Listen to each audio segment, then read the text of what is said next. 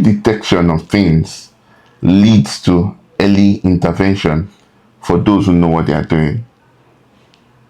For parents, how do they know when things are not right with their children, and then what next to do? That's our conversation on today's episode of the Ability Conversation Room. And of course, I'm not alone. I'm here with my beautiful wife, Wande Onyema. She's a bilingual therapist, and of course, she'll be doing justice to the conversation today. Hello, everyone. Welcome on board there. Thank you. Okay, so let's jump into it. Yes. What are delays, developmental delays, and how can you differentiate them from typical variations that has to do with children's development? One. Two, what are the major developmental domains that parents must monitor to ensure that their words are growing as they should grow? Okay. And then, what are the earliest warning signs? Maybe I should take them bit by bit. Yes, please. Okay, so let us start with what are the developmental delays and how do they differ from typical variations in child development? Okay. Developmental delay, in a layman's word or in a simple term, would mean something that deals with or that deals with the milestones of children. And developmental delay itself would mean when a child is not able to meet up with a particular milestone at the age range that he or she is supposed to be, right? So explaining that further would be that a child that is supposed to sit within a particular age range is not sitting at that time. So the difference between developmental delay and typical variation, right? Yes. Would now be that typical variation is when, for example, we have two children and a particular child has been able to walk at 12 months and then child B had to walk at 14 months or 15 months thereabout. That's typical variation. It means they are still within the normal age range, but one is faster than the other. Achieved a milestone ahead of the other. Oh, nice. Do you understand? Yes. And developmental delay, being different from that, will now be that child, even at that normal age range, could not achieve that particular milestone. Either it is sitting, it's crawling, or walking. Do you understand? Yes. Okay, so what are the major developmental domains that should be monitored? Yes, there are several domains, but I'll mention a few. We have the speech, we have the motor development, we have the social / emotional development, we have the cognitive development. As this among Those are like others. the domains that are very important to watch out for developmental delays. Okay, so maybe we'll break it down even further. Yes. You mentioned things like within a particular age range, milestones to be achieved and all of that. So what are those milestones that you think we need to watch out for between 0 to 12, 1 to 3, 4 to 5? Okay, so for children, at least examples. Okay, I'll give examples. Okay, for children that are within the age range of like when they are born, infancy to like 12 months. Infancy to 12 months. Let's now start seeing when they started, when you expect them to start doing certain things.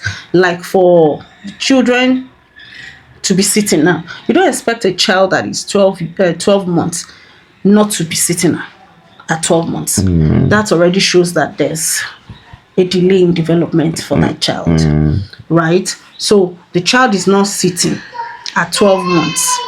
The child is not babbling words or cooing or even making sounds. You already know that there's an issue with speech, right? Then the child is not giving eye contact with the mother. The mother is breastfeeding the child, and the child is not even looking at the mother's eyes. It's not looking into the mother's eyes, or the child is not interacting with the caregiver or whoever is carrying the child. The child is just distracted with other things. Just so that already eye contact is lost. That's a social development. And then for that, we are still talking about children within 0 to 12 months, right? And then for motor skills now, the child can't even grasp toys.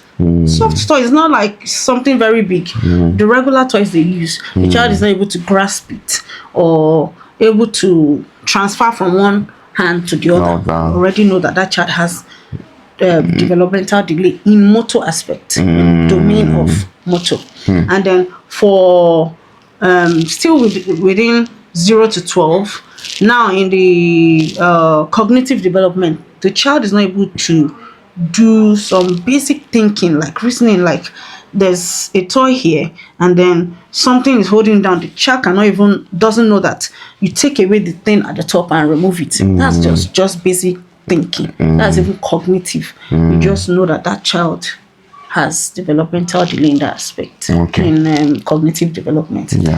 We move to 1 to 3 now. They're already toddlers at that stage. You expect that child to be even to repeat certain sounds after you. Maybe you just say, from that stage, that child should be able to say mama or papa or dada, depending on how the child calls their parents, right? So at that stage, you expect that child should have started calling mama, especially when they're already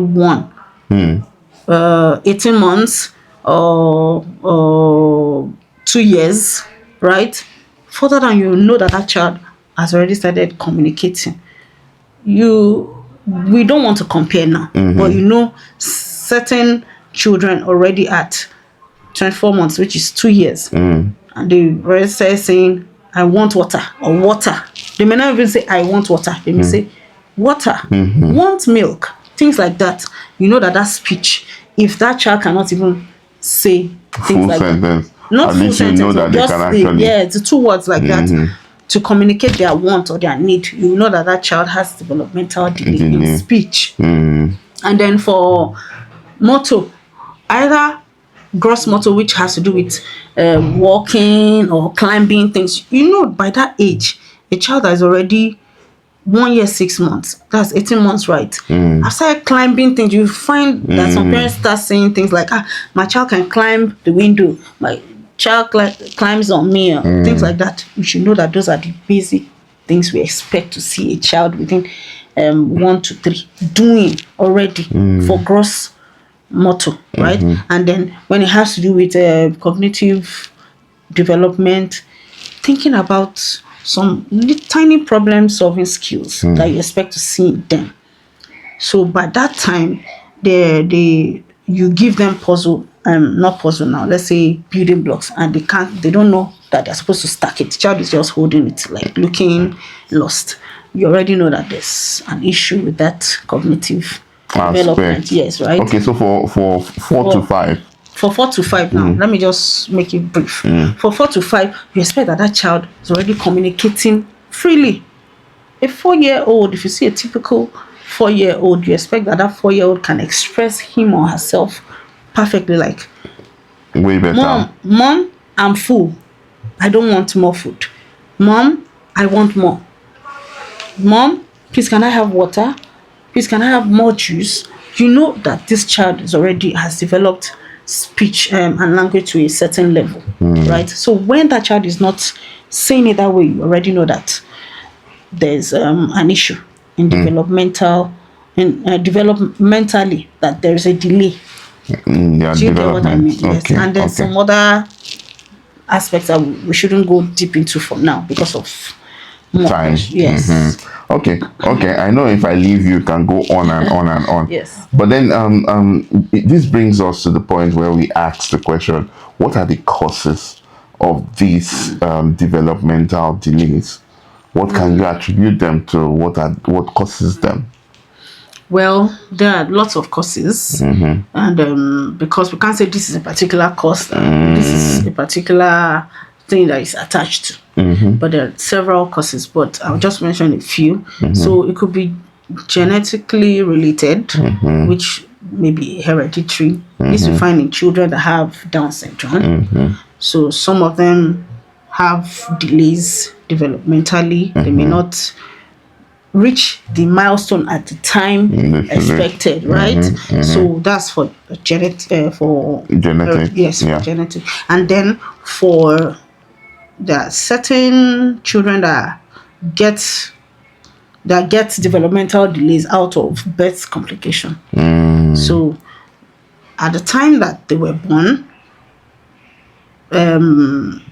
maybe the umbilical cord got They tangled their tangled neck. around their neck, and then it's caused It stopped the flow of oxygen. Yes, it's reduced or caused the for a flow of time. oxygen to the brain at that time. Oh, So already it has affected the brain, and then with that could lead to developmental delay in future, like in the nearest future, maybe while the child is already developing words or developing in sitting, crawling, all those things. Do you get? yeah. And another example would be maternal related things, like maybe the mother's nutrition wasn't adequate at the time of pregnancy. So wow. malnutrition, it could be that the mother was exposed to drugs or alcohol.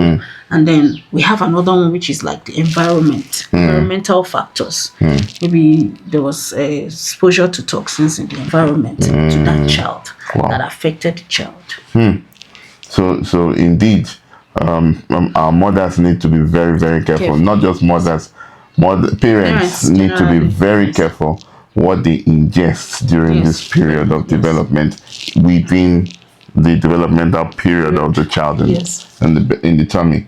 Okay, so they have this condition. They find themselves in this situation. Who is the first person they should go to? Who are those specialists they need to get involved? So as it is, it has to do with children, right? So I feel the first specialist the parents should contact would be the pediatrician, because that's a doctor that deals with children, right? Yeah. And then when the parent has reached out to has gone to the pediatrician with the child and they've assessed that child, the pediatrician will now know who to refer them to. So if it has to do with the brain, they know that the neurologist has to assess that child and check that child. Then if it has to do with the child's behavior, they know that the clinical psychologist has to assess that child too, and has to come up with some diagnosis of a kind. Then if it is not the behavioral part, it has to do with the speech. If it's a speech delay, that means the speech therapist will have to come up with interventions for that particular child. Oh, nice. Nice. So what you are saying in essence is the first contact is the pediatrician. And then from the pediatrician, they will know the next steps There's even a particular pediatrician that should also attend to that child. Once they have seen that it's a developmental issue, there's another specialist called developmental pediatrician. Okay, so my darling, what is your final advice to parents that discover these developmental delays in their children? So I will advise parents that the first thing they should do is they should go for diagnosis. We've already mentioned certain specialists that would be required for you to meet them, and immediately after that, early intervention starts. Beautiful. And then that's what helps your child gradually get out of this delay. Like she rightly said, as regards denial, that is one of the major inhibitors towards progress or development. Yes. So she said it all. I have nothing else to add. I'll just say, please keep the conversation going. Send in your comments, send in your put your contributions. We would like to hear from you. Yes. Aside that, please like, share, comment, subscribe, and let's keep the conversation going. Till next week. Bye. Bye.